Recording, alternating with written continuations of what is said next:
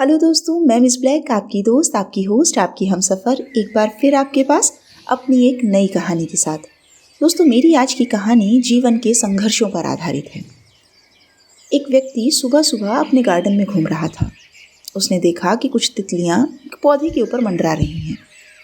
जब उसने पास जाकर देखा तो देखा एक छोटी तितली कोकून में बंद है और उससे बाहर निकलने की जद्दोजहद में लगी हुई है।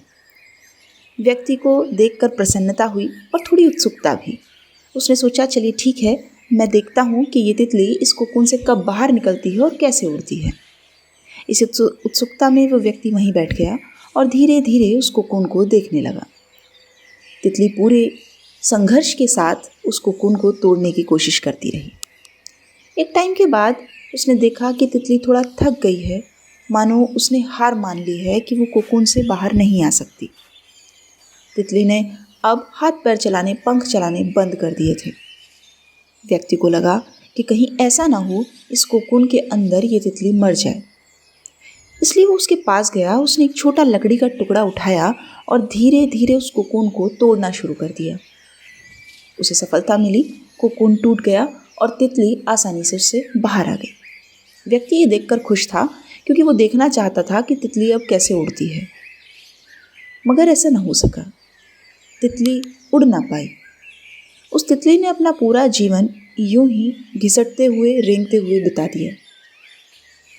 दोस्तों, वास्तव में वो तितली उस संघर्ष के दौरान अपने शरीर में जो केमिकल्स थे उनको अपने पंखों तक लाने का प्रयत्न कर रही थी, जो प्रकृति का एक नियम है। इन्हीं केमिकल्स की वजह से न केवल उसके पंख मजबूत होते बल्कि कोकून भी टूट जाता। उसके अंदर चल रहा वो संघर्ष उसके जीवन का संघर्ष था। उसका जीवन का संघर्ष पूर्ण न हो सका और वो चीज़ जो उसको बड़ी मेहनत से मिलने वाली थी वो आसानी से उसने पा ली, जिसका परिणाम ये हुआ कि क्योंकि अब उसके पंख कमज़ोर रहे, उतने मजबूत नहीं हो पाए, तो तितली आगे नहीं उड़ पाई। कुल मिलाकर इस कहानी का अगर सार देखें तो ये है कि वास्तव में कभी कभी हमारे जीवन में संघर्ष ही वो चीज़ होती है जिसकी हमें सचमुच सबसे ज़्यादा ज़रूरत होती है। यदि हम बिना स्ट्रगल के सब कुछ पाने लगें तो हम एक समय के बाद अपंग हो जाएंगे। बिना परिश्रम और संघर्ष के हम कभी उतने मजबूत नहीं बन सकते जितनी की हमारी क्षमता है। इसलिए जीवन में आने वाली कठिनाइयों को, मुश्किलों को सकारात्मक दृष्टिकोण के से देखिए। आपको ऐसा कुछ हमेशा सीखने के लिए मिलेगा जो आपके जीवन को और बेहतरीन बना पाएगा। इसी सोच के साथ मिलेंगे अगली कहानी में।